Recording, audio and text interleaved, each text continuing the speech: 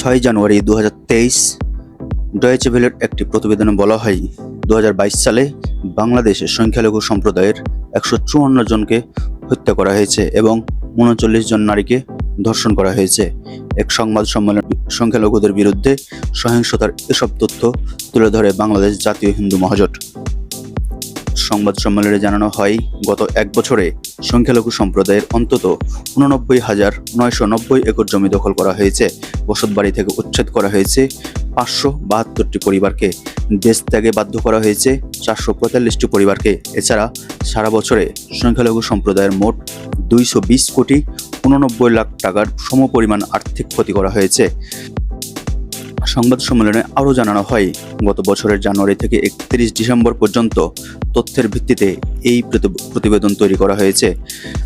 দেশের বিভিন্ন গণমাধ্যমে প্রকাশিত তথ্য ও সারা দেশে থাকা তাদের কর্মীদের দেওয়া তথ্য সংগ্রহের পর সেসব যাচাই বাছাই করে এই প্রতিবেদন তৈরি করা হয়।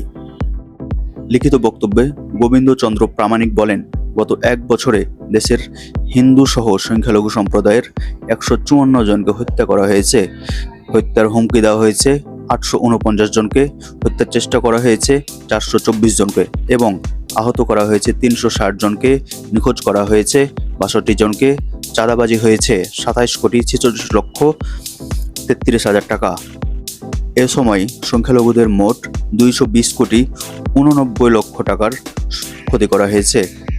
প্রতিবেদনে বলা হয়েছে, এ সময় পরিবার ও মন্দির লুট হয়েছে 319টি, বসতবাড়িতে হামলার ঘটনা ঘটেছে 891টি, অগ্নিসংযোগ হয়েছে 519টি এবং ব্যবসা প্রতিষ্ঠানে হামলা ভাঙচুর হয়েছে 173টি।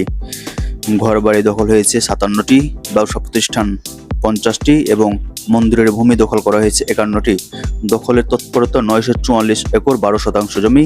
বসতবাড়ি থেকে উচ্ছেদ করা হয়েছে 572টি পরিবারকে, উচ্ছেদের চেষ্টা করা হয়েছে 3,694টি পরিবারকে এবং উচ্ছেদের হুমকি দেওয়া হয়েছে 35,818টি পরিবারকে। দেশ থেকে বাধ্য করা হয়েছে 445টি পরিবারকে। উল্লেখ করে প্রতিবেদনে বলা হয়েছে, দেশ ত্যাগের হুমকির মুখে 15,115টি পরিবার এবং নিরাপত্তাহীনতায় রয়েছে 1,95,991টি পরিবার।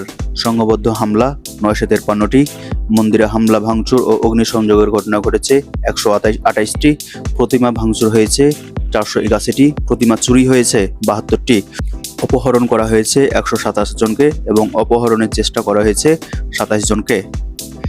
হিন্দু মহাজোটের প্রতিবেদন অনুযায়ী 2022 সালে সংখ্যালঘু সম্প্রদায়ের 39 জন নারীকে ধর্ষণ করা হয়েছে। তাদের মধ্যে দলবদ্ধ ধর্ষণের শিকার হয়েছে 27 জন। ধর্ষণের পর 14 জনকে হত্যা করা হয়েছে বলেও জানানো হয়েছে এই প্রতিবেদনে। তাতে বলা হয়েছে 55 জনকে ধর্ষণের চেষ্টা করা হয়েছে, 152 জনকে ধর্মান্তরিত করা হয়েছে, ধর্মান্তরের চেষ্টা করা হয়েছে 40 জনকে। সংখ্যালঘুদের ধর্মীয় অনুভূতিতে আঘাতের ঘটনা ঘটেছে 127টি। মিথ্যা মামলায় আসামি গ্রেপ্তার, বরখাস্ত, চাকরিচ্যুত হয়েছে এবং জেল জরিমানা করা হয়েছে সংখ্যালঘু সম্প্রদায়ের 791 জনকে। 1,657টি পরিবারকে অবরুদ্ধ করা হয়েছে। ধর্মীয় প্রতিষ্ঠান অপবিত্রকরণের ঘটনা ঘটেছে 179টি এবং ধর্মীয় অনুষ্ঠান পালনে বাধা দেওয়ার ঘটনা ঘটেছে 129টি। ধর্মীয়ভাবে নিষিদ্ধ গরুর মাংস খাইয়ে 333 জনকে অপবিত্রকরণ সহ একটি পরিবারের ওপর গোমাংস নিক্ষেপের ঘটনা ঘটেছে।